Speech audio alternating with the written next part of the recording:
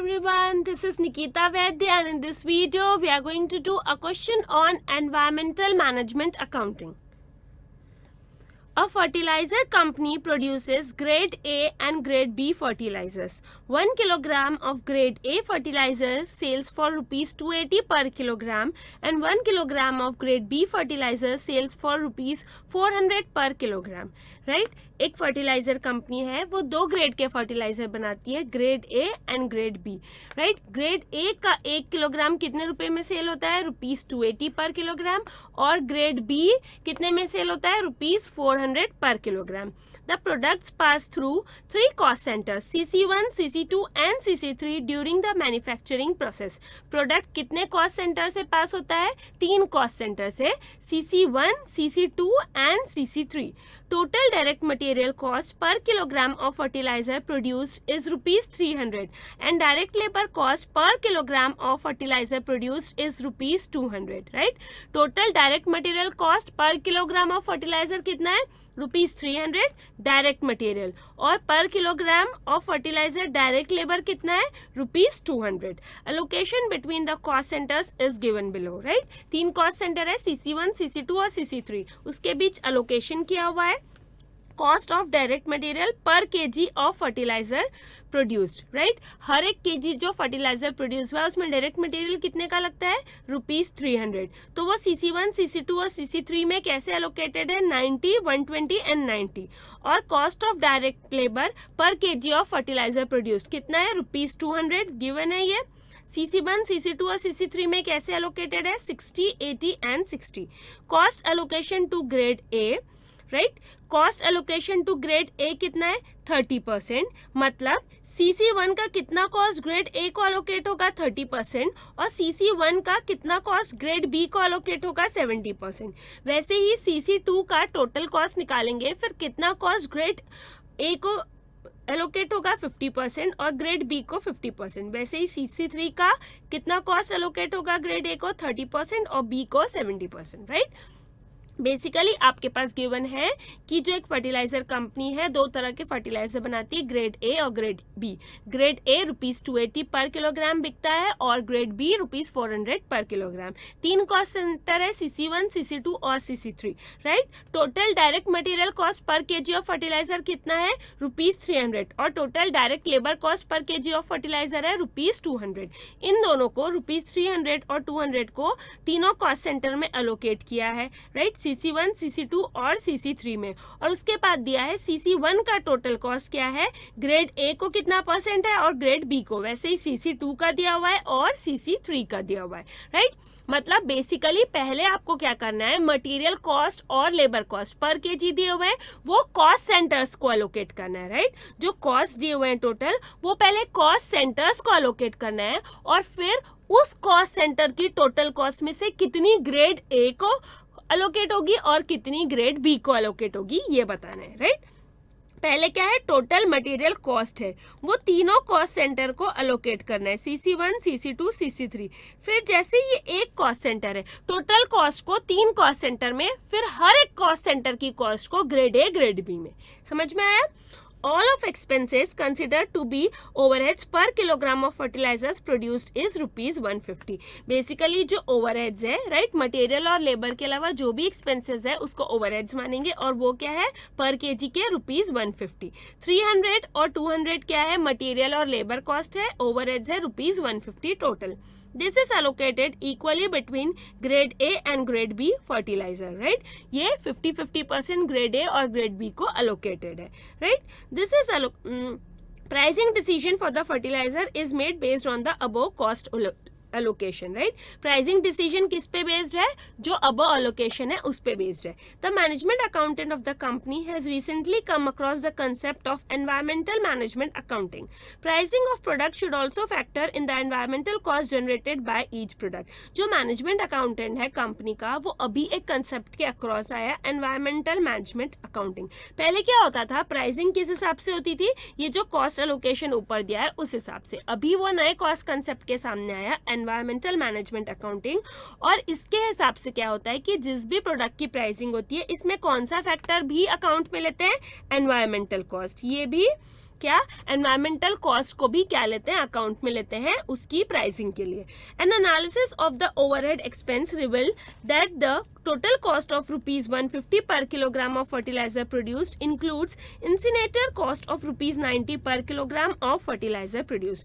Basically क्या कि जब एनालिसिस किया overhead expenses, total overhead expenses कितने हैं, रुपीज 150, उसका एनालिसिस किया तो पता चला जो रुपीज 90 है, 150 पर किलोग्राम है ओवरहेड एक्सपेंस, उसमें से पता चला रुपीज 90 पर किलोग्राम तो क्या है, इंसिनेटर कॉस्ट है. इंसिनेटर क्या होता है, इंसिनरेटर होता है एक बर्निंग इक्विपमेंट होता है जो कि वेस्ट मटेरियल को जनरली इंडस्ट्रीज में बर्न करके ऐश में बदलता है.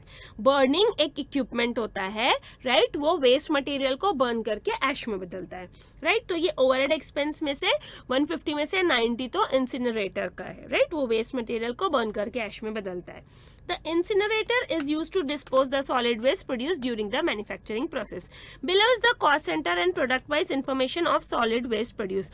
जो solid waste produce होता है जिसको जला के ऐश बनाता है इंसिनरेटर, वो कितना वेस्ट है आपको दिया है कॉस्ट सेंटर वाइज भी और क्या प्रोडक्ट वाइज भी, राइट. बेसिकली टोटल कितना है, 15 kgs है. जैसे मटेरियल कॉस्ट टोटल कितना दिया हुआ है, ऐसा दिया हुआ है ना कि टोटल 1 kg के लिए टोटल मटेरियल कितने रुपीस का लगेगा, रुपीज 300. तीनों कॉस्ट सेंटर को ऐसे एलोकेट होगा और कॉस्ट सेंटर का टोटल कॉस्ट ग्रेड ए और ग्रेड बी को ऐसे एलोकेट होगा, राइट. बाकी यहाँ पे क्या 15 टन्स का क्या बनता है, टोटल वेस्ट बनता है. 15 टन्स का टोटल बनता है, उसमें CC1 को देते हैं 4, CC2 5 और CC3 6, राइट. उसमें से CC1 के 4 टन में से 2 टन्स ग्रेड ए को, 2 टन्स ग्रेड बी को, CC2 के 5 टन्स में से 3 tons grade A, 2 tons grade B, और CC3 के 6 टन्स में से 5 टन्स ग्रेड बी और 1 टन ग्रेड ए. और वैसे टोटल जब करेंगे तीनों कॉस्ट सेंटर का तो ग्रेड ए कितना होगा 6 टन्स और ग्रेड बी कितना होगा 9 टन्स, राइट. ऐसा ये क्या है, सॉलिड वेस्ट है टन्स में. बेसिकली आपको बताया 15 टन्स का टोटल सॉलिड वेस्ट प्रोड्यूस हुआ है, right. 4 ton CC1, 5 ton CC2 और 6 टन CC3, राइट. उसमें ग्रेड ए और ग्रेड बी का भी अलग अलग है प्रोड्यूस्ड. और वैसे ही क्या ग्रेड ए का अगर तीनों कॉस्ट सेंटर का टोटल करेंगे तो 6 टन, ग्रेड बी का अगर तीनों कॉस्ट सेंटर का टोटल करेंगे तो 9 टन. ये क्या है, waste produced. Based in the impact that each product has on the environment, the management would like to revise the cost allocation to products based taking into account the incinerator cost that each product generates. देखिए basically क्या कर रहा है कि हर एक product कुछ क्या कर रहा है, वेस्ट मटेरियल प्रोडक्ट प्रोड्यूस कर रहा है. जैसे ग्रेड ए कितना करेगा 6 टन्स और ग्रेड बी करेगा 9 टन, राइट. तो क्या होगा, इसका कुछ इम्पैक्ट होगा एनवायरनमेंट पे, इंसिनरेटर की कॉस्ट लगेगी, राइट. इम्पैक्ट होगा एनवायरनमेंट पे, आपको इंसिनरेटर की कॉस्ट किस हिसाब से एलोकेट करनी है, ये जो टन्स जितने टन्स वेस्ट प्रोड्यूस किया. जैसे ग्रेड ए ने कितना किया 6 टन वेस्ट प्रोड्यूस किया और ग्रेड बी ने 9 टन प्रोड्यूस किया. तो 6:9 के रेशियो में आपको क्या करनी है, इंसिनरेटर की कॉस्ट जो है, राइट, वो क्या करनी है, अलोकेट करनी है. रुपीज 90 पर केजी है इंसिनरेटर की कॉस्ट, तो 6:9 रेशियो में अलोकेट करनी है. मैम उस रेशियो में क्यों अलोकेट करेंगे, इसीलिए अलोकेट करेंगे क्योंकि ये क्या है, this is the impact that each product has on environment. अगर उसने 6 टन प्रोड्यूस किया है वेस्ट, या फिर अगर उसने कहेंगे कि 9 टन वेस्ट प्रोड्यूस किया है, तो उस पर्टिकुलर टन की कॉस्ट भी आप उसी का अलोकेट किए, क्योंकि प्राइस उस हिसाब से निकल रहे हैं तो उसकी कॉस्ट भी आप उसी को allocate करें. The remaining overhead expense of ₹60 per kg can be allocated equally. 150 में से 90 इंसिनरेटर कॉस्ट है, ये इस रेशियो में allocate होंगे वेस्ट प्रोड्यूस, और जो 60 kg है वो इक्वली allocate होंगे ग्रेड ए और ग्रेड बी को. Now required, calculate product wise profitability based on the original cost allocation. Calculate the product wise profitability based on the activity based costing methodology. Environmental management accounting. Basically आपको क्या करना है, product wise profitability निकालना है अभी original cost allocation के हिसाब से. मतलब क्या कि जो मटेरियल लेबर का दिया हुआ है प्लस जो ओवरहेड्स है वो इक्वली डिवाइड होंगे 150 के ओवरहेड्स. फिर दूसरा एक्टिविटी बेस्ड कॉस्टिंग, या फिर बोलेंगे एनवायरमेंटल मैनेजमेंट अकाउंटिंग के हिसाब से. मतलब मटेरियल लेबर तो ऐसे ही एलोकेट होंगे, लेकिन जो 150 का ओवरहेड्स है, उसमें से 90 एलोकेट होंगे on the basis of waste produced by grade A and grade B and बाकी के 60 equally, right. Analyse difference in product profitability as per both the methods. आपको दोनों मेथड से प्रॉफिटेबिलिटी निकाली, अब एनालाइज करना है डिफरेंस कितना है, क्यों है, राइट। रिकमेंड की take aways for the company to undertake the above analysis of overhead cost and pricing as per environmental management accounting, right. So पहला आप करेंगे क्या, पहला आपको क्या करना है, प्रोडक्ट वाइज प्रॉफिटेबिलिटी निकालनी है based on original cost allocation and based on activity. Statement of profitability, original grade A, grade B, total, क्या, पर्टिकुलर्स। प्रॉफिटेबिलिटी के लिए सेलिंग प्राइस माइनस कॉस्ट, तो सेलिंग प्राइस ग्रेड ए का 28 amount किस में है, रुपीज में, ग्रेड ए का 280, ग्रेड बी का 400, टोटल कितना 680, right. Less direct material, direct material कितना है, डायरेक्ट मटेरियल देखिए टोटल है 300 रुपीज, 300 पर केजीज है डायरेक्ट मटेरियल। ये आपने सेलिंग प्राइस भी पर केजी दिया, तो अभी पर केजी के ही देखेंगे आप प्रॉफिटेबिलिटी का। तो देखिए डायरेक्ट मटेरियल पर केजी कितना है, रुपीज 300, राइट। रुपीज 300 है, उसमें ग्रेड ए का आपको निकालना है, ग्रेड ए का आपको निकालना है। तो कैसे निकालेंगे, ऐसे निकालेंगे कि 90 का 30%, 120 का 50% और फिर 90 का 30%। क्यों मैम, ऐसा क्यों, क्योंकि ग्रेड ए को CC1 की 30% कॉस्ट एलोकेट हुई है, CC2 की 50% कॉस्ट एलोकेट हुई है और CC3 की 30% कॉस्ट एलोकेट हुई है, राइट। तो अभी CC1 की कॉस्ट कितनी है मटेरियल की, 90 इंटू 30% एलोकेट हुई है। CC2 की मटेरियल कॉस्ट 120, उसमें से 50% एलोकेट हुई है। CC3 की 90 मटेरियल कॉस्ट एलोकेट हुई है, उसमें से 30% ग्रेड ए को एलोकेट हुई है, राइट।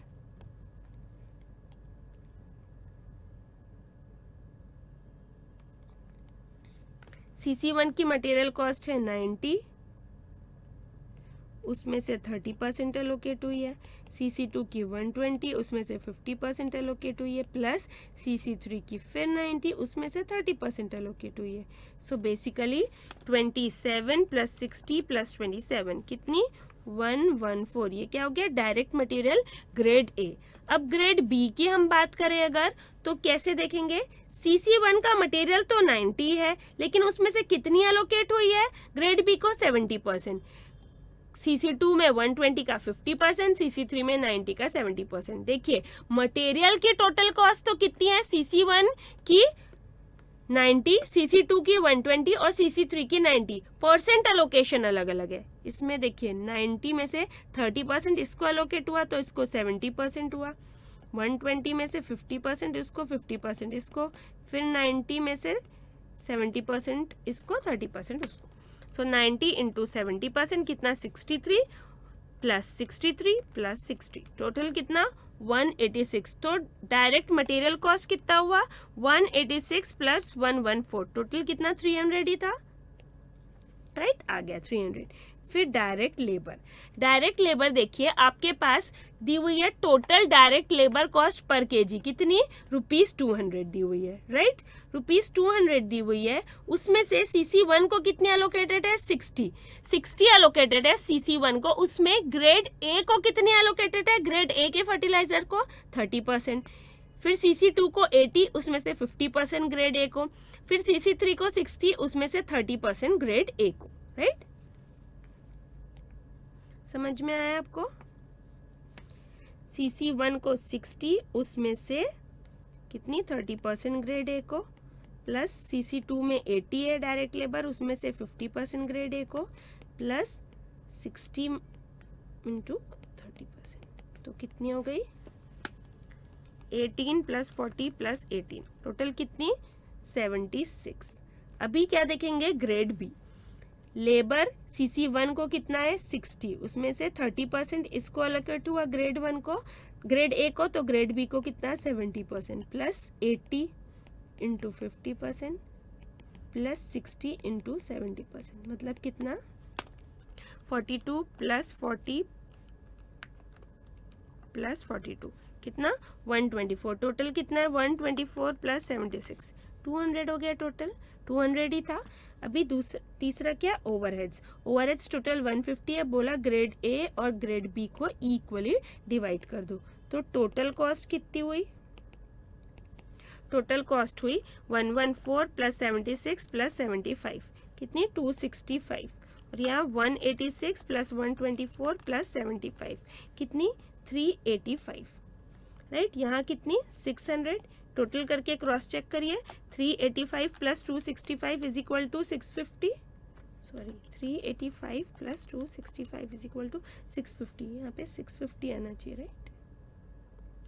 300 प्लस 200 प्लस 150 650, ये आ गई टोटल कॉस्ट। तो प्रॉफिट कितना आया, प्रॉफिट आया selling price minus total cost, तो 280 माइनस 265 कितना आया प्रॉफिट 15, राइट, ₹15 पर केजी ऑफ ग्रेड ए, और 400 माइनस 385, यहाँ पे भी क्या है ₹15 पर केजी ऑफ ग्रेड बी, ये क्या आया प्रॉफिट आया, प्रॉफिट पर केजी। अब प्रॉफिटेबिलिटी निकालेंगे, प्रॉफिटेबिलिटी मतलब profit divided by sales, right, profitability,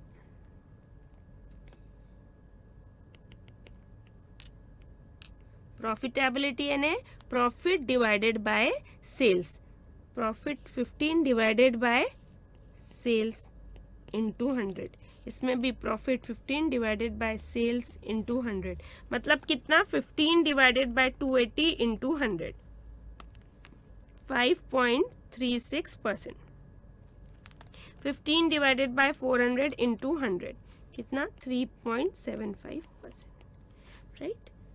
आपको समझ में आ गया टोटल प्रॉफिट कितना हो गया, यहाँ ₹15 पर केजी, यहाँ ₹15 पर केजी, तो दोनों का मिला के 30।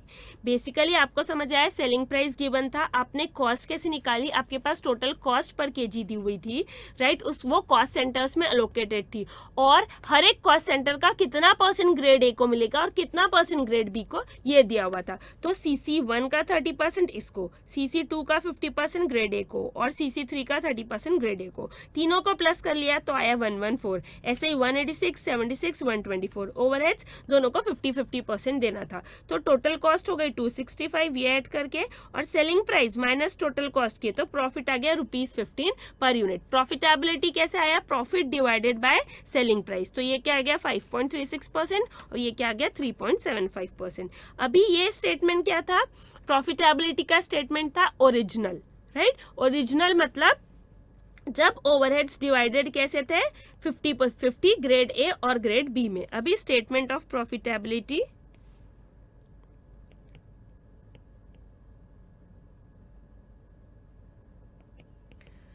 स्टेटमेंट ऑफ प्रॉफिटेबिलिटी रिवाइज्ड, इसमें क्या होगा, जो इंसिनरेटर है उसकी कॉस्ट 150 में से इंसिनरेटर जो ओवरहेड्स है 150, उसमें से इंसिनरेटर की कॉस्ट कितनी है 90, तो 60 जो बचे हुए 150 में से 90 गए तो 60, वो तो इक्वली ग्रेड ए और ग्रेड बी में अलोकेट हो जाएंगे, लेकिन जो 90 है वो ग्रेड ए और ग्रेड बी में डिवाइड होंगे, अलोकेट होंगे depending on the waste they produce, tons of waste they produce. क्यों, क्योंकि वो इम्पैक्ट डाल रहे हैं एनवायरनमेंट पे, राइट, जो वो वेस्ट प्रोड्यूस कर रहे हैं वो इम्पैक्ट डाल रहा है एनवायरनमेंट में, तो ऑफ कोर्स उसकी कॉस्ट उसी में अलोकेट कर देना चाहिए, बिकॉज प्राइस उस पर डिपेंडेंट है, right. Now particulars, grade A, grade B, total amount rupees में, ठीक है। सेलिंग प्राइस 280, 400, 680 टोटल कर, less direct material, direct material तो ये हमने सॉल्व कर चुके हैं ऑलरेडी स्टेटमेंट 1 में, 300, डायरेक्ट लेबर ये स्टेटमेंट 1 में सॉल्व कर चुके हैं, टोटल 300, ओवरहेड्स। अब इसके लिए क्या बनेगा, वर्किंग नोट बनेगा ओवरहेड्स के लिए। वो कैसे बनेगा वर्किंग नोट, देखिए ये गिवन है आपको, CC1, CC2 और CC3 कितना वेस्ट बनाते हैं, टोटल वेस्ट कितना है, और उसमें ग्रेड ए और ग्रेड बी का वेस्ट कितना है, वो कितना 2, 3, 1, ये गिवन है 2, 2, 5। मतलब बेसिकली क्या है ये कि टोटल CC1 में वेस्ट कितना बनता है 4 टन, उसमें से 2 टन ग्रेड ए बनाता है और 2 टन ग्रेड बी। CC2 में टोटल वेस्ट बनता है 5 टन, उसमें से 3 टन ग्रेड ए बनाता है, 2 टन ग्रेड बी। CC3 में वेस्ट बनता है 6 टन, उसमें से ग्रेड ए से बनता है 1 टन, ग्रेड बी से 5 टन। और ऐसे ग्रेड ए का टोटल वेस्ट है 6 टन और ग्रेड बी का टोटल वेस्ट कितना है 9 टन, और टोटल वेस्ट कितना है ग्रेड ए बी सब मिला के 15 टन, राइट। बेसिकली CC1 का टोटल वेस्ट है 4 टन, CC2 का 5 टन, CC3 का 6 टन, ग्रेड ए का 6 टन, ग्रेड बी का 9 टन, और total grade A B CC1 सब मिला के CC1, 2, 3 grade A B 15 ton, right. अभी आप देखेंगे कि ग्रेड ए को कितना एलोकेटेड है। ग्रेड ए को एलोकेटेड है, देखिए 90 था, राइट। आपको बोला था कि 150 में से 60 तो इक्वली डिवाइड होगा ए और बी में, 90 क्या है इंसिनरेटर की कॉस्ट है, वो डिवाइड होगी according to the waste produced by grade A and grade B. तो 15 टन ग्रेड वेस्ट प्रोड्यूस हो रहा है, 90 डिवाइडेड बाय 15, उसमें से ग्रेड ए कितना प्रोड्यूस कर रहा है 6, सो 90 डिवाइडेड बाय 15 इंटू 6 कितना 36, और ग्रेड बी का देखिए 90 divided by 15 into grade B कितना प्रोड्यूस करे 9, सो कितना 54। अदर ओवरहेड्स जो है ग्रेड ए को कितने हो रहे हैं इक्वली डिवाइड हो रहे हैं वो, राइट। तो 30 और ग्रेड बी को कितने 30। सो बेसिकली जब ग्रेड ए का आप ओवरहेड्स देखेंगे, ग्रेड ए के ओवरहेड्स देखेंगे, सो 30 प्लस 36 हो जाएगा, राइट। ग्रेड ए के ओवरहेड्स कितने 30 प्लस 36 यानी कितने हो जाएंगे 66, और ग्रेड बी के ओवरहेड्स हम देखेंगे तो कितने हो जाएंगे 54 प्लस 30 मतलब कितने 84।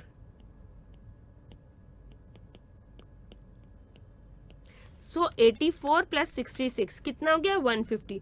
बेसिकली क्या कि टोटल तो 150 होना ही था, क्योंकि कितना 60 अदर ओवरहेड्स है और 90 इंसिनरेटर का 150। पहले क्या हो रहे थे इक्वली डिवाइड हो रहे थे 75 75, अभी क्या हो रहे हैं 66 84। क्यों? क्योंकि इंसिनरेटर की जो कॉस्ट है 90 वो ऐसे डिवाइड हुई जितना वेस्ट प्रोड्यूस किया, ग्रेड ए ने जितना वेस्ट प्रोड्यूस किया उस हिसाब से और ग्रेड बी ने जितना प्रोड्यूस किया उस हिसाब से। बेसिकली इससे क्या पता चल रहा है कि ग्रेड बी ज्यादा वेस्ट प्रोड्यूस करता है, राइट। सो देखिए प्रॉफिट क्या आया, टोटल कॉस्ट को माइनस कर देंगे किससे सेल्स में से। सो 280 माइनस 114 माइनस 76 माइनस 66 कितना आया प्रॉफिट 24। ग्रेड बी का 400 माइनस 186 माइनस 124 माइनस 84 कितना ₹6। बेसिकली प्रॉफिट का टोटल भी कितना आ गया ₹30। लेकिन पहले क्या हो रहा था 15 इक्वल डिवाइड हो रहा था, अभी क्या ए का 15, ए का 24 और बी का कितना 6, राइट। तो आपने ये कर लिया प्रॉफिटेबिलिटी, प्रॉफिट निकाल लिया, प्रॉफिटेबिलिटी निकालनी है। देखिए प्रॉफिट 15 था, प्रॉफिटेबिलिटी थी 5.36 और 3.75। अब इसमें प्रॉफिटेबिलिटी निकालेंगे हम, इसमें प्रॉफिटेबिलिटी निकालेंगे तो कितनी निकलेगी प्रॉफिटेबिलिटी 24 डिवाइडेड बाय 280 कितना इंटू 100 कितना 8.57%, और यहाँ पे 6 डिवाइडेड बाय 400 इंटू 100 कितना 1.5%। बेसिकली यहाँ पे क्या हो रहा है 3.75% है बी की प्रॉफिटेबिलिटी, ए की है 5.36%, और यहाँ पे ए की प्रॉफिटेबिलिटी हो गई 8.57%, लेकिन बी की कितनी हो गई 1.5%, right. Because of course total profit क्या है 30, लेकिन 15 है ए बी का, तो प्रॉफिटेबिलिटी 5.36 है और 3.75 है, लेकिन टोटल प्रॉफिट 30 होने के बाद भी 24 और 6 हो गई प्रॉफिटेबिलिटी। तो प्रॉफिटेबिलिटी क्या हो गई, ए की बढ़ गई 8.57% और सी की कितनी हो गई 1.5%, राइट। सो ये निकल गया product wise profitability on based on original cost allocation and revised. Then second, analyse difference in product profitability as per both the methods. आपको क्या करना है, डिफरेंस इन प्रोडक्ट प्रॉफिटेबिलिटी पे कमेंट करना है.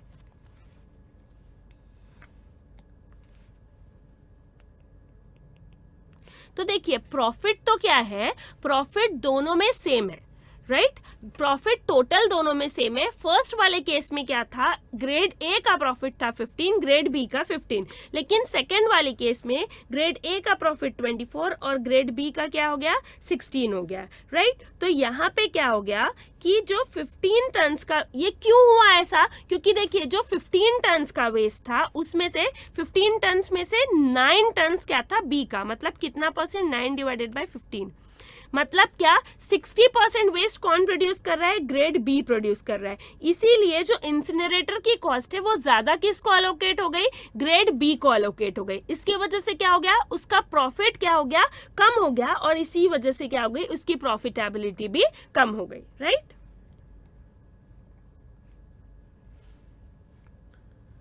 Profit of grade A and grade B changes from rupees 15 each to rupees 24 and rupees 6 respectively. मतलब grade A और B दोनों की क्या थी, 15-15. अभी ए की क्या हो गई, 24 और ग्रेड बी की क्या हो गई, 6 हो गई, right. Because cost of incinerator is allocated on the basis of waste produced. क्यों, क्योंकि जो कॉस्ट ऑफ इंसिनरेटर है सेकेंड केस में वो अलोकेट किस हिसाब से हुआ है, on the basis of waste produce. As grade B produces 60% of waste, more cost is allocated to it, and hence it results in lower profit than in case 1, and which leads to lower profitability.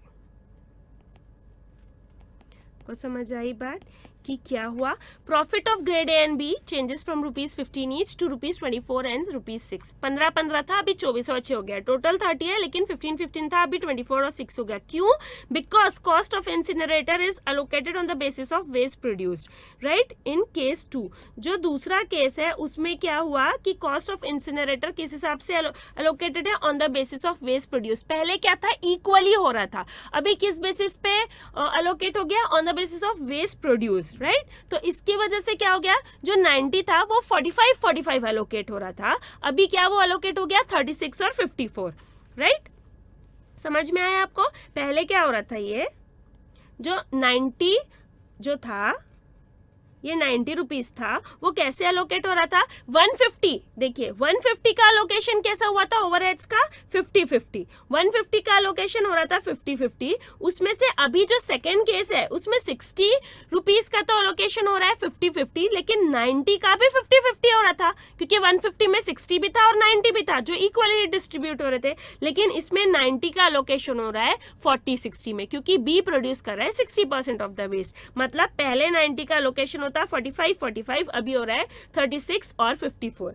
इसके वजह से क्या हुआ, ₹9 से ए में profit ज्यादा हो गया और ₹9 से बी में प्रॉफिट कम हो गया, राइट. हुआ क्या, ₹9 से पहले कितना था, 15 था, अभी ₹9 से बढ़ गया, ए में 24 हो गया, यहाँ पे ₹9 से कम हो गया, ₹6 हो गया. Why, because B produces 60% of the waste and this 60 and more cost is allocated to it. More मतलब 60% cost is allocated to it. 60% incinerator cost is allocated to it, and hence it result in lower profit and in case 1 and which leads to lower profitability, right? Now number third क्या पूछा है?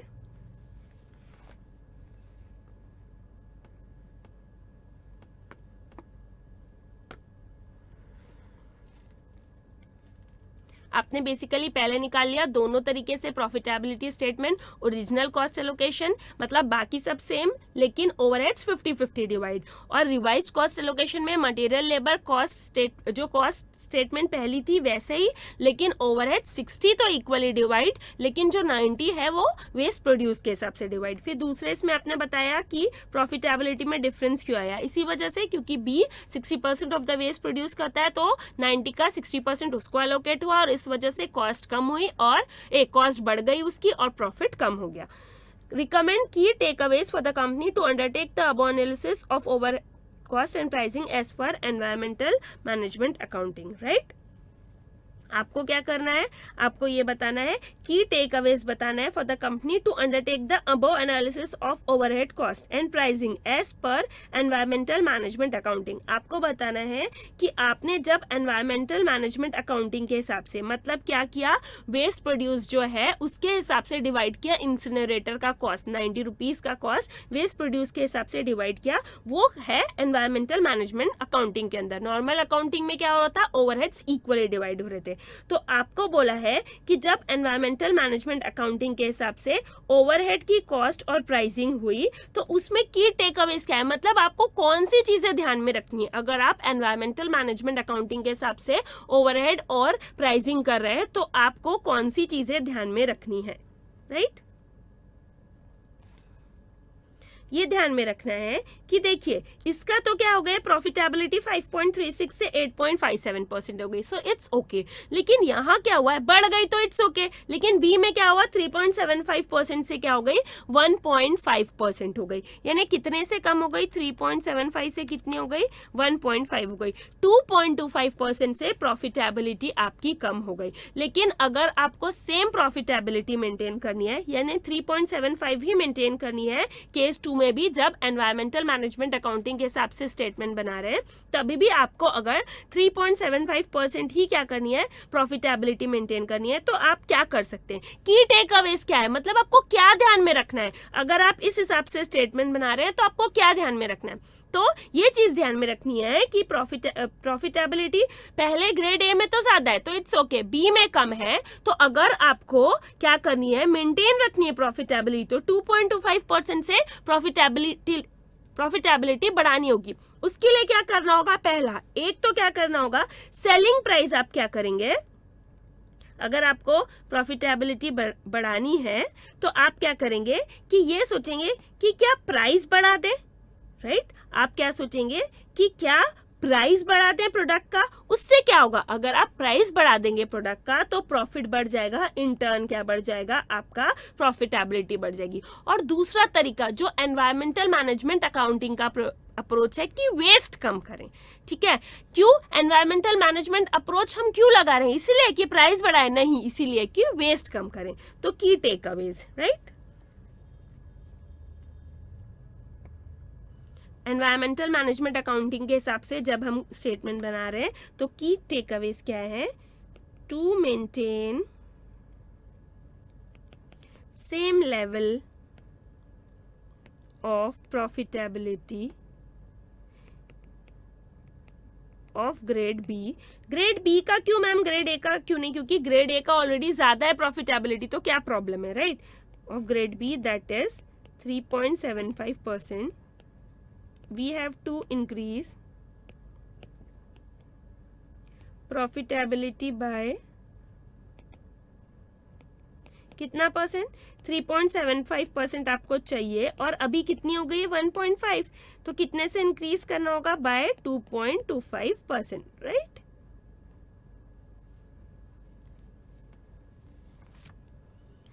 Depending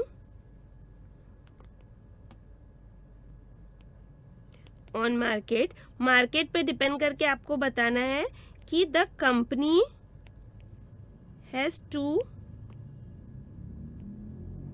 has to decide whether to increase the price of the product. आपको क्या करना पड़ेगा कि आप क्या करेंगे, मार्केट पे डिपेंड करता है, आप स्टडी करेंगे और बताएंगे कि क्या प्राइस बढ़ सकता है क्या. It is possible if company has strong market hold. अगर स्ट्रॉन्ग मार्केट होल्ड है तो ये पॉसिबल है, लेकिन इट माइट बी डिफिकल्ट अगर बहुत ज़्यादा कंपटीशन है तो क्या होगा, प्राइस बढ़ाना बहुत मुश्किल हो जाएगा. If competition in market is high. लेकिन ये डिफिकल्ट हो जाएगा जब क्या हो जाएगा, कंपटीशन मार्केट में क्या हो जाएगा, हाई होगा तब. Right, wait a minute.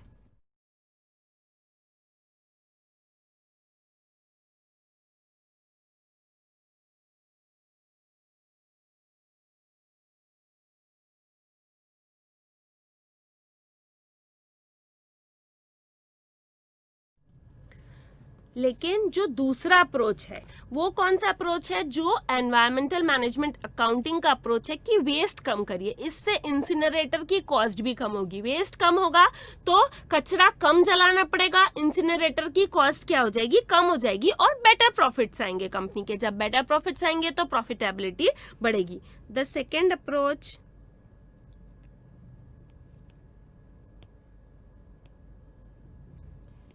M of environmental management accounting is to reduce the waste produced in manufacturing process. Right? Better manufacturing techniques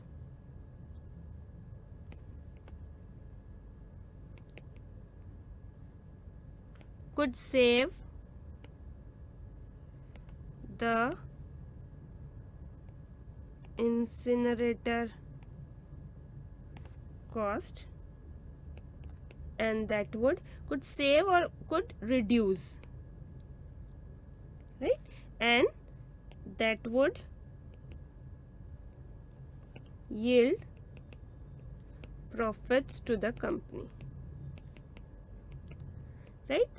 तो देखिए, जब आप क्या करते हैं, जब आप एनवायरमेंटल मैनेजमेंट अकाउंटिंग, तो की टेक अवेज क्या है, की टेक अवेज में पहला ये है कि उस हिसाब से अगर आप प्रॉफिटेबिलिटी देखते हैं तो ग्रेड ए का प्रॉफिटेबिलिटी परसेंट तो बढ़ रहा है, ग्रेड बी का क्या हो रहा है, कम हो रहा है. राइट. सो आपको अगर मेंटेन रखना है प्रॉफिटेबिलिटी 3.75%, तो करेंट प्रॉफिटेबिलिटी कितने से बढ़ानी पड़ेगी, 2.25, क्योंकि अभी कितनी है 1.5, आपको 3.75 करनी है. तो इसका पहला तो अप्रोच क्या है, सेलिंग प्राइस बढ़ाओ. उससे क्या होगा, हमारा प्रॉफिट बढ़ेगा और प्रॉफिटेबिलिटी बढ़ेगी. ये कब पॉसिबल है, जब हमारा स्ट्रॉन्ग होल्ड है मार्केट पे. ये बहुत ही डिफिकल्ट है अगर कंपटीशन ज्यादा है मार्केट में. दूसरी अप्रोच क्या है, जो कि एनवायरमेंटल मैनेजमेंट अकाउंटिंग का एम है, वो क्या है कि वेस्ट कम करो. ठीक है, वेस्ट कम करेंगे अगर हम ऐसी टेक्निक्स यूज कर रहे हैं, right, better manufacturing techniques use कर रहे हैं, तो क्या होगा, वेस्ट कम होगा, इंसिनरेटर का कॉस्ट कम लगेगा. और इससे क्या होगा, जब कॉस्ट कम होगा, सेव मतलब ऐसे नहीं कि जीरो हो जाएगा, रिड्यूस होगा. राइट, कुछ कॉस्ट सेव हो जाएगा और इससे क्या होगा कि टोटल कॉस्ट कम होगा, and this will yield more profit to the company. Right. So this was it. हमने क्या देखा, पहले हमने इसमें देखा एनवायरमेंटल मैनेजमेंट अकाउंटिंग के क्वेश्चन में, पहले आपने प्रॉफिटेबिलिटी निकाली जहां ओवरहेड्स का नॉर्मल अलोकेशन हुआ कॉस्ट का. ठीक है, 50-50. दूसरा ये कि इंसिनरेटर कॉस्ट का अलोकेशन तो क्या हुआ, based on the waste that grade of fertiliser produce. Right. लेकिन जो बाकी के ओवरहेड्स है, राइट, 150 में से जो 60 के ओवरहेड्स है वो तो इक्वली डिवाइड हुए, अलोकेट हुए. लेकिन 90 रुपीज के जो ओवरहेड्स है वो कैसे डिवाइड हुए, on the basis of the waste that grade of fertiliser produce. ये फर्स्ट पार्ट हुआ. सेकेंड पार्ट में आपको क्या करना था, सेकेंड पार्ट में, एक मिनट रुकिए, सेकेंड पार्ट में आपको क्या करना था कि आपको ये कमेंट करना था प्रॉफिटेबिलिटी पे। तो आपने कमेंट कर दिया डिफरेंस क्यों आया, वेस्ट जो प्रोड्यूस कर रहा था इंसिनरेटर का कॉस्ट उस पर ज़्यादा अलोकेट हुआ, पहले इक्वल अलोकेट हो रहा था पूरे के पूरे ओवरहेड्स, अभी इंसिनरेटर का कॉस्ट प्रोड्यूस हो रहा है 40-60 के रेशियो में। तो अभी क्या हो जाएगा, क्योंकि 60% वेस्ट कौन बना रहा है, बी बना रहा है। पहले क्या हो रहे थे, टोटल ओवरहेड्स अलोकेट हो रहे थे 50-50 रेशियो में, ठीक है। अभी वेस्ट ज़्यादा बना रहा है बी, 60% वेस्ट, तो अभी ओवरहेड्स 90 रुपीज़ के अलोकेट हो रहे हैं 40-60 के रेशियो में। इस वजह से इधर कॉस्ट कम हो गई, तो प्रॉफिटेबिलिटी ग्रेड बी की कम हो जाएगी 9 रुपीज़ से, ठीक है। थर्ड में आपसे बोला है कि की टेक अवेज क्या है। की टेक अवेज ये है कि बी की प्रॉफिटेबिलिटी कम हो गई, अगर उसको मेंटेन रखना है तो आइदर सेलिंग प्राइस बढ़ाओ या फिर वेस्ट क्या करो, कम करो। So this was it. इसमें कोई भी डाउट हो please feel free to ask. Bye bye.